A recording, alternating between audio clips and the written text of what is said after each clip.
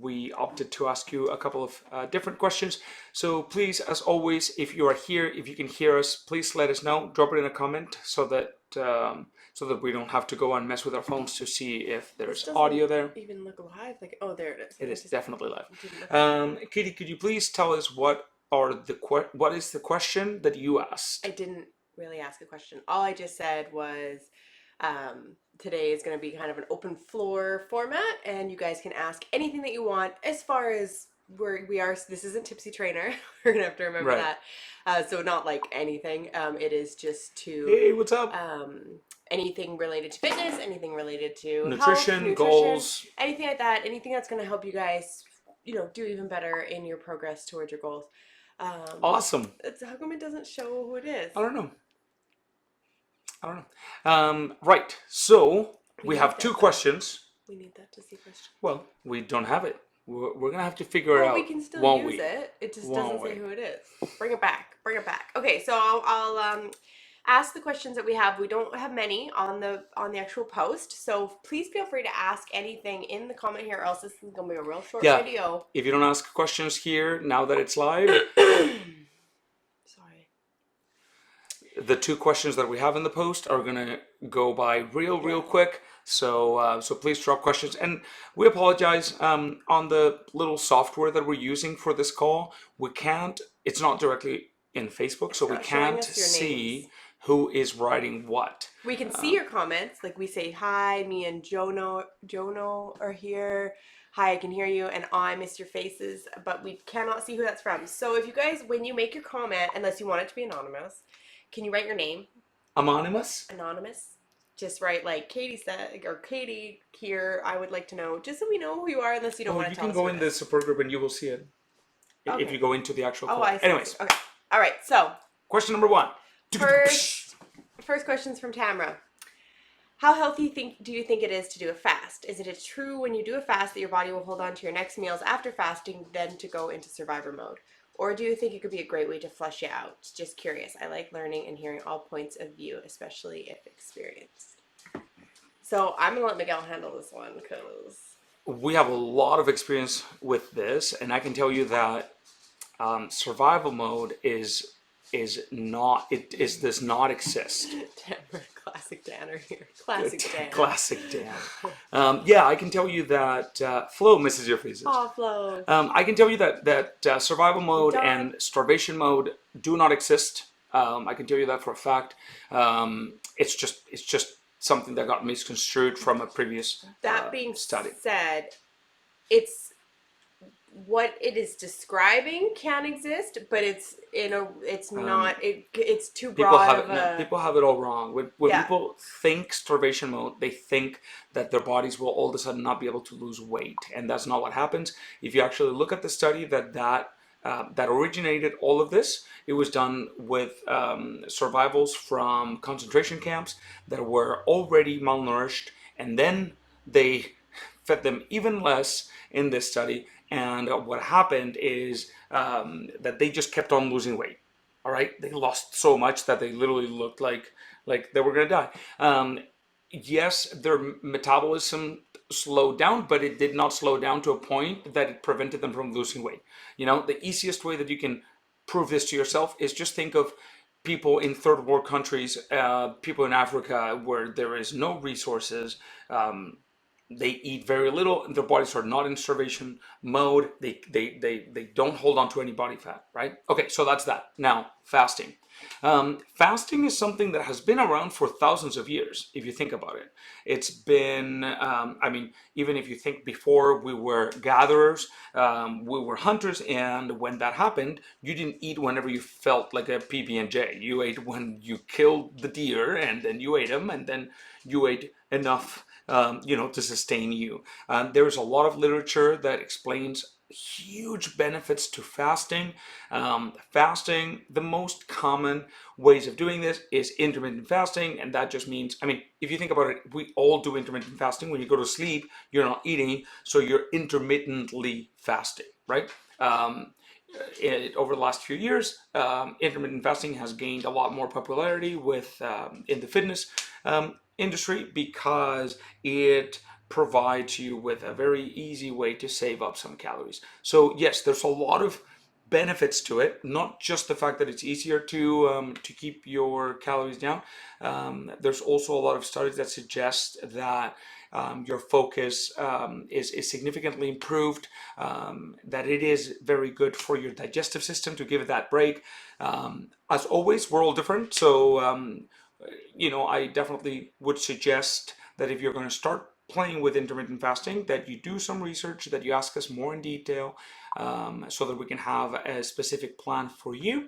Because if you just go from not knowing anything to being like, sweet, I'm going to do a 36-hour fast, you may bring yourself to the ER thinking that something's wrong with you or something.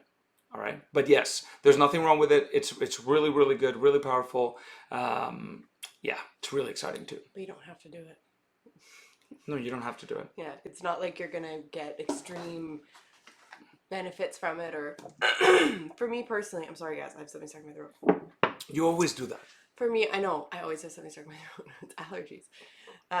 For me personally, like I don't technically fast, but I developed my eating habits from when I was trying intermittent fasting, and for me personally, like I don't notice a difference from fasting. However, that being said, I do perform better in workouts and whatnot when I'm fasted. Like I feel like I can't eat before a workout. I feel so sick. I feel heavy. I feel bloated. Like that's why I don't eat. That's why I don't work out in the evenings. So whereas I know for a fact Carrie's always, when me and Carrie work out together, if we work out together around 10 or 11, we'll do a 2-hour workout, and at the end of the workout I'm like, okay, I'm ready to eat now, and she's like, you haven't eaten today? She's like, I would die. Like I could not even begin to try to tackle a workout without having something in my belly. So it's totally kind of remember what Dr. Alfredo, for those of you that know Dr. Alfredo and were around when he was he's actually still in the support group because he's a good friend of mine, but he moved to Vancouver. He didn't die. rude. He explains that the vast majority of our hunger is psychological hunger, not physiological hunger, and that when we feel hunger, it's just the patterns that we've had in our life, just coming up and being like, hey, remember, you always eat around this time. Because I can tell you that I was the kind of person that I would eat 2 breakfasts, like 2 full breakfasts for breakfast, and I always thought that that's what I needed. But after I did a lot of research, and then after I started trying it, now it is my preferred method of living. And if you ask, there's quite a few people at the gym that do it, but again, I would always suggest that we sit down. Actually, Renee Jones asked me more information on that. So maybe what I'll do is I'll put an in-depth training video on intermittent fasting if you guys are interested. If you are, let me know in the comments and I'll get to work on that. It'll probably take me like 6 or 8 hours to put it together. But if it's important for you and if there's enough of you that want to learn about intermittent fasting, drop it in the comments and I'll get on it right away. Next says, Kelsey said, what do you guys suggest to do after a weekend of drinking and eating like shit? I feel so, lots of O's, awful today and can't seem to stop eating. So you could mean a couple things here. A lot of people are like, oh, I need to do a cleanse, or I need to do this, or I need to do that. You don't have to do anything crazy. The one thing that I can recommend to you is decide to be back on track as quickly as possible. And I know that that's easier said than done for a lot of people, but like for Miguel and I, for example, we came back from camping. We ate whatever. I ate a donut the size of my head. No. You bought a dozen donuts. No, there was of only which 10. I ate. There was 10. Okay, you bought 10 donuts, of which I ate 2. Mm-hmm. Yep. My baby ate. And then I ate a donut the size of my head. God, I love donuts. We drank, we like all kinds of stuff. And all we did was we got back last night. We weren't like, we're gonna have the healthiest dinner ever. We did make a healthier choice. We were like, we can go out for dinner place A or place B. We chose to go to a place that we could have a little bit more options as far as healthy stuff was concerned. We went and had our ice cream. And then today, first thing in the morning, we woke up, we went and did a workout, and we're back on tracking. So the best thing that you can do is just whenever you have a weekend of drinking or have a weekend of indulging or, girls weekend this or whatever, a trip, whatever it may be, you need to, before you even get back, you need to decide when you're going to be back on track, if that's what you want. You need to be like, okay, if I get back on Sunday, I want to give myself the rest of Sunday to relax and not really worry about much. Fine. Monday morning, I'm going to get to the gym. Or Monday morning, I'm going to start tracking my food. Whatever it may be, the sooner that you decide when that's going to happen, the more likely it's going to happen. Instead of just coming home and being like, oh, I'll see how I feel and just kind of, meandering along.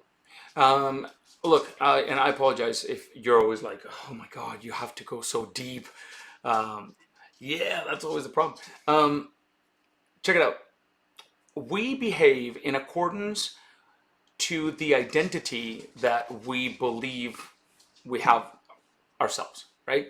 If you think of you as a party girl, you're going to behave in that way. And I'm not talking specifically to you, Kelsey, like in general. If you think of you as a dedicated person that prioritizes their health and I mean, man, you guys know this. It feels so good when you're doing good and when you're like on track and you're kicking ass and your workouts and you're feeling stronger, like, and you can see the changes and people are like, oh my God, what are you doing? You're getting so strong, shit. That feels so good and it reinforces that identity. Now, one of the biggest um, realizations that I had in my journey as I was losing my weight, I always thought that we were who we were, right? And that was set in stone, and that's how we were raised, and that was that. And this realization was the fact that our identity is very fluid. It is up to us to decide who we are, who we want to be, right? So if in one hand, for example, I have Miguel of today, and then I can visualize, I can get very specific on what Miguel of the future is going to be like. Who is that Miguel, right? So I would ask questions. Who is he? Not what, but who.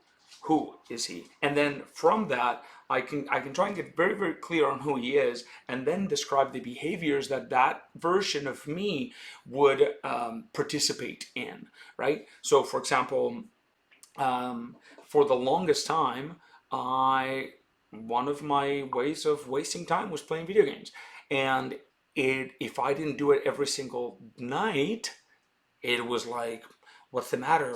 Something's wrong? I don't have enough time. Whoops! I don't have enough time for myself, Baba. Now it is not rare for me to go a week and a half without playing because my identity is switching constantly. And that just means that I identify something in my life that I don't want there to be in my life. And then I just realign my identity so that, yeah, I'm not the kind of guy that spends his free time playing video games. I'm not, So when your identity maps your behaviors, right? If you believe that you're a person that has no self-control, when you go to the fridge, you will go for whatever, even if you know that that's not what you should be eating, right? So I'm really big on decisions right now. Like I keep talking to people about this and within myself mostly, but like you're in charge of everything. Like you are in charge of your decisions, period. So you get to decide what happens. So whenever you're in a situation where you're like, "Oh, I just can't do this or I can't do that." Unless something's physically stopping you, you have to just decide to do it. And again, I know that sounds easier said than done, but it is kind of as easy as it sounds. And that's what I've been kind of really trying to like live my life right now is by deciding what I want. And like, when we had our DP retreat a few weeks ago, when was that? a couple months ago, Yeah, was that in May. May? Yeah, anyway. One of the things that one of the things that we kind of talked about there was that and deciding what you want to be and what you want, who you want to be. And for me, I feel like since then, the decisions that I've been making have been in line with what I want Katie to be. And so even with this weekend, I always kind of have in my head that I gotta get super drunk when we're camping and we're not like that I have to, but I'm always like, yeah, we're in party. I had 4 drinks the entire weekend. Like Friday to Sunday, I had 4 drinks total.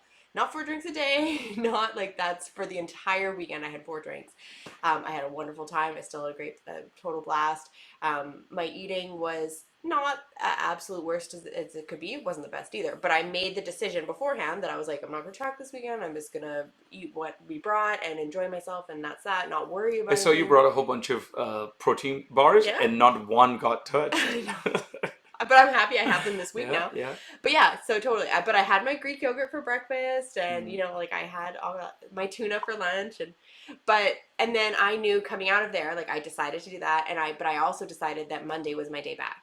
And even if we had Right. stayed another night, if we had stayed Sunday night, which some people did, and came back today, I still would have made Monday my day back. I would have been a lot more tired and a lot more. I would have had a lot more to do, but for me, I had already made that decision that Monday was when it started again. So Mm. for me personally, that's just, I feel, makes such a huge difference. Just that mental decision making to say, Yeah, but you know I'm done what? doing this. You are deciding, you're making those decisions because your identity has been switching. Mm-hmm. Like for a while now, you've been on this on this road of personal development, and guys, it comes down to the shit that we consume, the shit that we listen to, Mm-hmm. the podcasts that you listen to, the books that you read, what you fill your mind with. If you're playing Candy Crush all day long, like whenever you have free time, Hey, I play every night before bed. that's Not fine. Candy Crush, That well, but but okay, let's look at the 100% of your free time. Where is it allocated? It doesn't mean that yeah, you never get to do mindless things. yeah, It's just that if you're noticing that your current decisions, because they're based on your current identity, so if those current decisions are not decisions that are taking you where you want to be, it's time to realign. And mm-hmm. if you look at the availability that you have and Mm-hmm. that time you're spending 50% on Candy Crush, there's Yeah. a disconnect there, right? Well, and like for me, right after the retreat that we had again, one of the things that I talked about there was how I've been like, oh, I've been struggling to make progress and to get fitter and to be stronger and to whatever and whatever. And I kind of stumbled upon this realization for me that for a long time that I think that I was identifying with that struggle Mm. because that made me relatable, because I was like, I'm a trainer, but it's hard for me too, and Yeah, I'm struggling too, and yeah. so I felt that made people trust me more or open up to me more or something like that, right? And so I almost was holding myself back from making success because I didn't want to, you know, not have that relatability anymore. And so for me, like I haven't really done anything drastic since the retreat as far as I haven't You've changed just my been very nutrition. consistent. I haven't, like, we're doing a little bit more of my workouts, but You haven't been bouncing around from nutrition approach to yeah, nutrition approach. You haven't been like, oh, this is not working as fast as I wish. I'm just gonna screw it. yeah. And You know what's another huge difference? You used to, like, whenever we just went out for dinner, sometimes you'd be like, I'm just not gonna track yeah, today. that was just laziness though, because I didn't want to have to like, Yeah, but again, it is your identity is what really enforces your decisions, right? yeah, And that's why it's important to go that deep, because you can change your behaviors, but if you haven't changed your identity, then sooner or later you're going to revert back because that's who you think you are. And you know what's the scariest part?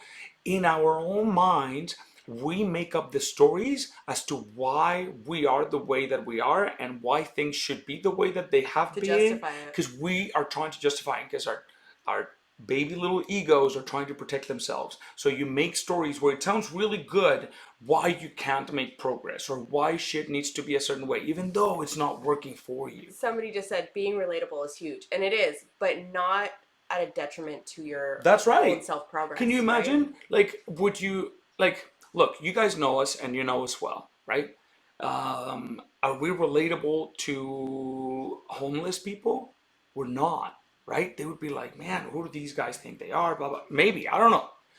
So what's important is that we do our own work to take ourselves where we like to our fullest potential, and the people around us, see, that's why we keep saying and this I got from David, a rising tide raises all ships, right? if I know for a fact that I'm on this path of leveling up my way of thinking and my own identity of myself. And it is the first time in our life that both of us are on the same, like, We're always off different schedules. yeah, if And she's on track, I'm not. If I'm on track, she's not. And right now, we've both been killing it. the other thing is too is like I feel like I was kind of being a hypocrite. Like, how do I sit there and help you guys and guide you guys and say, yeah, you need to do this, this, and this, and then me turn around and not be doing it and being frustrated and struggling, and then I'd have somebody come in and see the exact same thing, and I'd be like, well, you need to do this, and I wasn't following my own advice. So maybe I was coming across as relatable, but really I was just kind of being a hypocrite. Well, look, it doesn't matter. Like, what matters is that you weren't living up to your potential. Yeah. Did I tell you guys? Oh, I shared this in the retreat, and it was very powerful. Oh, you're so. What? What? It was a Somebody powerful said statement. I shared this and it was really powerful. What I said was It so, was so deep. moving. People really like hearing me. It's the truth. Anyways, there was some. I can't remember where I read it. I didn't come up with this, but a guy was saying it was in a podcast, and he was like, I like to imagine that when I die, and I go to heaven, and I meet God, or whatever, whomever you want to call it. I like to imagine that. Oh, that's David Goggins. I like to imagine that he would have like a whiteboard, and he would show me, he would point at that, and he would show me what I was destined to become, what my highest potential was. And and and I just try to imagine how much I would hate to be standing there at that point in my life and realize that out of fear or out of insecurities, I prevented myself from reaching that potential. Like, that is the tragedy that he is super scared of. And if you think about it, that is super powerful, right? Because he's like, I want to be the guy that when I get up there, he tells me, what the fuck, man? We had You this were only planned. supposed to make it to here. How did you do that? Yeah. That's what he wants. And I'm like, why shouldn't we all strive for that? We all have that potential. Corey said it. I think it was Corey. I saw on your phone Okay. these big messages. Were they from Corey? It's really good to have. I'm really going to have to be good on nutrition in the next few months. All the resting is meaning no calorie burn, and sitting around means wanting to eat crap. Yeah. Poor Corey. Poor Corey's in the hospital. Which Yeah, sent her Corey. good thoughts, guys. She's getting better though. Good job, Corey. Getting stronger. Just a heads up for anybody who's just recently joined us. We can't see your names in your comments. So if we say somebody said this or somebody said that, it's just because if you don't tell us who you are, we can't see who it is. We just get your question, just not your name. Somebody asked, what would you recommend in regards to how much cardio? Don Schofield. Don Schofield. What would you recommend in regards to how much cardio we should be getting? So this is a very, how much should you be getting? None. Every day. It totally depends on you and what you want from it. Cardio is really great for cardiovascular health. It's great for building some endurance, but so is weights. So Yeah, so what Katie's trying to say is it depends. It depends on what your current goals are. It depends on how much free time you have. It depends on, like, if somebody, whenever you ask a question about nutrition or fitness, if they give you an answer that is like, boom, right away, and it's a yes or no, super clear cut, I'd be careful with that. I was telling this to Alexia. I'm like, you're going to learn, buddy, that the 99.9% of the questions that you can ask, the answer starts with "it depends." And so for you, Don, I think, correct me if you're wrong. Correct me if I'm wrong. You're in the 6-week challenge, which means you're trying to maximize how much progress you make right now. So look, cardio is great. It's great for your heart. It'll definitely help you lose a little more. However, it cannot compensate a nutrition that is all over the place. all cardio does is create a bigger deficit. So if you are not following a deficit or not following a meal plan and you're trying to make up for that for cardio, it's either you're going to break even or it's not going to do anything. It's cardio. Yeah. A lot of times people think like, oh, weightlifting classes are for building muscle and cardios are for losing weight, which isn't the case. It's been proven time and time again that that weightlifting, weight workouts with weights, is vital to weight loss. It's very, very important and plays a big part of it. And so you can definitely do a combination of both. And I know somebody says, I love my walking. Walking's fantastic. Walking's really good for you. People underestimate walking, I feel, in my opinion. I think that people they think it's not enough, or they need to go for 25-kilometer walks. We've had friends, we had a friend lose, I mean, I think before she had joined the gym, she had lost almost 80 pounds just from walking. She, cleaned up her nutrition, but Now, that was all she did for workouts. you gotta be careful. People, like I've seen it time and time again, people can do really well from tracking their food, from eating in the right amount, right portions, what have you. And then at some point, they they do too much cardio, right? This can be because in your mind you're like, shit, my food is all over the place. So, oh, no problem. I'm just going to compensate it and I'm going to do cardio every day. Or I'm going to do, I'm going to run like, I don't know, a ton. Just because you're trying to compensate.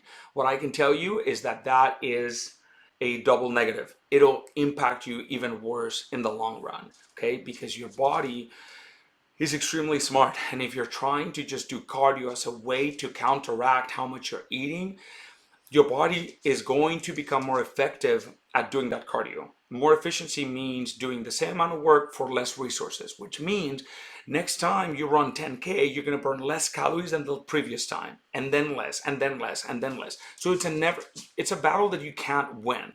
That's why it's extremely important that you are smart, that you are patient, that the goal becomes consistency. Why do you think we're always telling you that consistency always beats intensity? Not to mention, if you eat like shit, that 10K is gonna suck. Yeah. I don't know if you guys have ever been runners or cardio doers. I don't know about you. Cardio doers. Cardio doers, yeah. Cardio enthusiasts.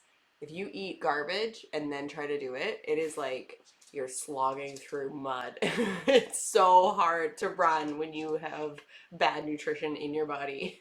It makes it very uncomfortable. Dawn says, yes, I am in the 6-week challenge and I am following the meal plan and I am going to strength classes. Yeah, that's perfect. Nice. That is perfect. If you enjoy it though, if you're somebody who loves running, loves walking, loves doing that, do it. Yeah. For sure. Totally do it. It's not going to hurt. Be smart. Don't go like, all right, here I go. I haven't run in 10 years, but here I go, 5K nonstop. Or Westwood with those crazy hills. Like just be patient. Make consistency your goal and you're going to absolutely rock it. We are doing live Q&A for everybody that maybe just got here. If you have a question, drop it in the comments because we're running thin on questions. And if there's no more questions, we're going to have to stop this. And just again, we can't see your names for anybody who's joining new. We can't see. So when you drop a comment, just say who you are. Let us know. You guys saw those pictures that we posted of us in the support group just this week. The before and after. The before and afters, the before and current, because it was only 28 days, not even July 8th. July 8th till August 1st. Oh, right. So maybe it was. I can tell you that none of us went crazy on cardio. I didn't do any cardio. I do Zumba. So you did your Zumba. But I've been doing Zumba 3 times a week for right. So that's your 3 years. Right. Yeah. So at this point, Zumba is like my normal. It's like my baseline. So if I stop doing cardio, if I stop doing my Zumba, you need to eat less. I would have to create a bigger deficit. That was Katie. I didn't do any cardio. I think over the month I went for 2 Westwood walks. Jolene did some walking. But Jolene loves walking. Yeah. So she just was walking a lot. But that's it, right? Mm-hmm. So again, me and David went to Fit for Less once, but we both just walked. Yeah, you did. Think about this. Anybody can go hard 1 week. Anybody. Mm-hmm. Anybody can run 10 kilometers every single day for, it may take you 2 hours to run it, 5 hours, but anybody can go hard. Not everybody can be consistent. And if you can be consistent, it's game over. It's only a matter of time. Mm-hmm. Speaking of consistent, somebody says, coming into my final week of my 6-week challenge, so close to the 6-week goal. What do you suggest for those last few pounds? So often people lose it in the last little bit because they try to change something. Yep. Don't keep doing what you're doing. If you say you're so close, so what you've been doing has been working, just keep doing it. Don't lose track. Don't try to jump. Don't try to eat less. Don't try to do more. Just keep doing what you're doing and stay on track. The worst thing you can do is try to throw something else into the mix right now. Mm-hmm. It's like if you are runners or anything, it's like, how they say don't change anything right before a marathon. Don't wear brand new Don't eat shoes. something new. Don't go to a new restaurant. Don't buy a new sports bra. Like, use the stuff that you're comfortable with. Exact same thing goes for this sort of deal. Don't try to do, like, I had somebody be like, should I eat less this last week? And I'm like, no, no, no, no, no. Like, just keep doing what you're doing. Yeah, especially depending on where you are, Amanda. If you want, private message me and just let me know when your final weigh-in is and how many pounds you're away you are, and then I'll see where you're at. But yeah, when consistency is the goal, then it's game over. If you think about it, whenever somebody comes to Driven, usually you haven't been working out consistently, you haven't been paying attention to your food consistently. So if you imagine that trend, it was going in a certain direction, right? And you try to stop it and you couldn't because you didn't have either the guidance or the support or the accountability. All it takes for you to change your life is for you to make a U-turn from that, right? Once you've made that U-turn, it is only a matter of time.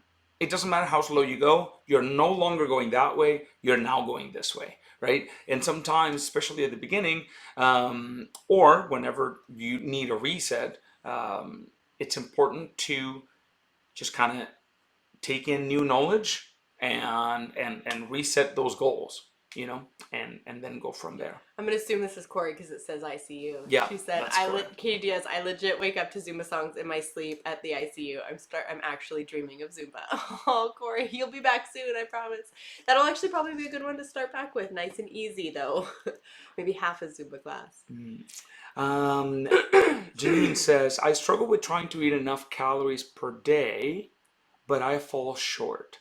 I just don't always feel hungry. You don't need to feel hungry to eat. Um, just like sometimes you don't feel like going to work and you still go to work. Just like sometimes, you're like, oh man, I'm tired. I feel like I stay in bed, but I know that it is good for me to go to my workout, so I'm gonna go. You still go, right? Sometimes it's about changing your habits too. It might be a matter of the way that you're eating. So, like, if you're following, say, for example, the 6 week meal plan, it's designed breakfast, snack, lunch, snack, dinner.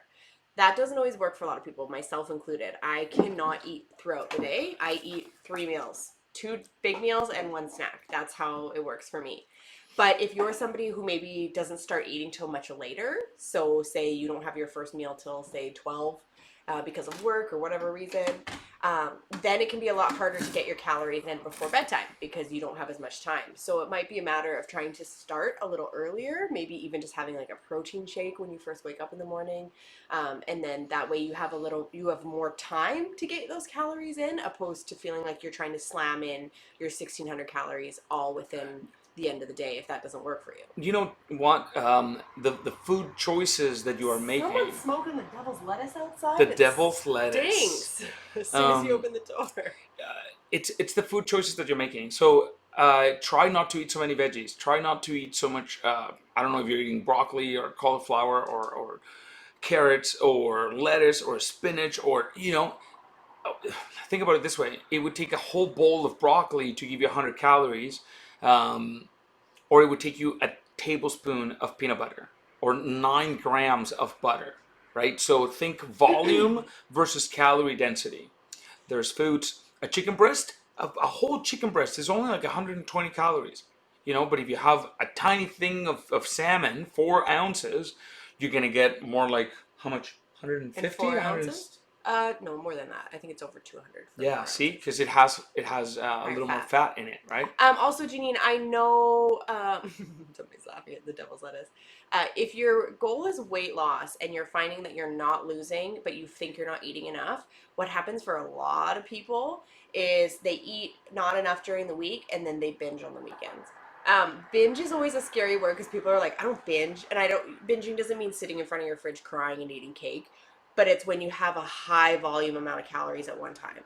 So what happens for a lot of people is Friday night rolls around and they have an entire bottle of wine and they don't really think about it, or they have, popcorn Or at the you have like movies. dressing with your salad, Yeah, or and just it was something happens a lot. Like the weekends tend to be when people kind of make up for the deficit that they created during the week. So they might be under their calories every day during the week, but in the weekend, if they're eating at a surplus of 300 calories a day, you can make up for that deficit really fast. So that's why tracking kind of really comes in handy, and it's really good to do across the board because then you can see what you're averaging out throughout the yeah. entire week instead of This week, just the week. Jane, like we doubled down on tracking because last week there were like, you guys know this too. If you track 5 days of the week, it's really. I mean, I can try to guess what happened, but it's not data that we can trust, right? When you bring your phone to me and you say, "Hey, Miguel, what should I do? Here's my fitness pal." Even if there's one day that is missing, we can't Because use you it. could have ate nothing, or you could have ate 3 times your normal calories. That's right. So we can't really use it. And when we sat down and we talked, there were a few days here and there where she either didn't track the whole day, and she was like, "Yep, nope, I didn't finish tracking," or where Saturday and Sunday were missing. So that's what she's working on this week, Awesome. and then we'll sit down That'll and be go over it. interesting to see. Yeah, it will be. Now, Janine, something that I know too is, for a lot of us, if we don't have a lot of weight to lose, It's much slower. it is going to happen slower, right? Also, it's important that we work out at the right level of intensity. I don't know if you've ever seen me working out, but I'm dying. And like, if you just looked at my face, like, you'd be like, what is wrong with that guy? Like, I am trying to destroy myself in it, I And had this conversation with somebody the other day about did being you? a level 8. Yeah. And like you need to think about every workout, Oh, every at least every unit that you do, or every station every that you do. yeah. You need to rate yourself on a scale of 1 to 10. 10 being that was the hardest you've ever fucking worked, and 1 being you could have done that in your sleep. Yeah. If you're not an 8 or higher, you could be working harder. Yeah.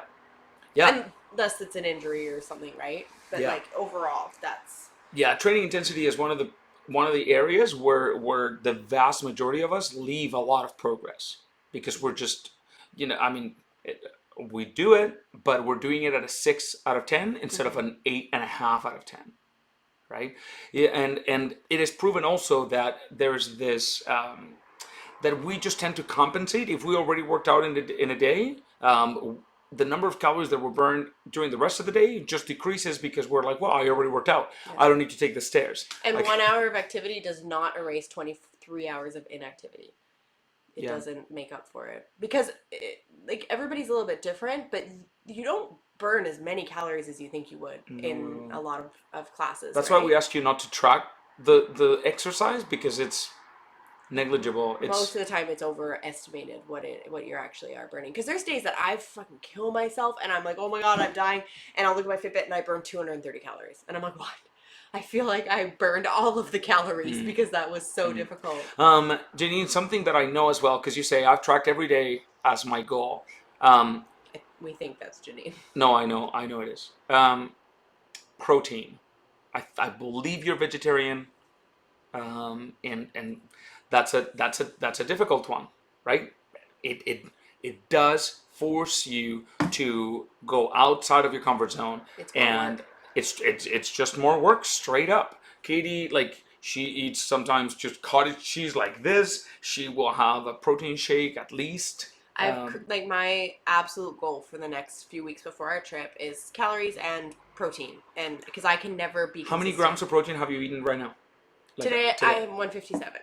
157 grams of protein, and which is past my goal. Yeah, slightly. 7 grams past my goal. Slightly. You got to think of it. I mean, it's. Hey, I'm vegetarian. That's exciting. It is. It's difficult for a vegetarian, but it just kind of comes with the territory, right? Because I eat dairy, eggs, and fish, so it's a little bit easier for me because I get a lot of protein from fish. And you got to remember, there is that workshop that we recorded that's in the support group where you can go in and it'll help you troubleshoot. It'll tell you exactly what I would tell you if I was sitting in front of you. right? So that goes for everybody that may still be listening here. If you're like, I don't know what's happening, I don't know why it's not working, just go to that. That's why I made it, and it'll tell you exactly what I would tell you. So, Janine, if you were to tell us right now, I'm hitting my protein and my calories are right, then that workshop would tell you you need to lower your calories, you know? And or increase your workouts. or increase, yeah, the number of calories that you burn per day.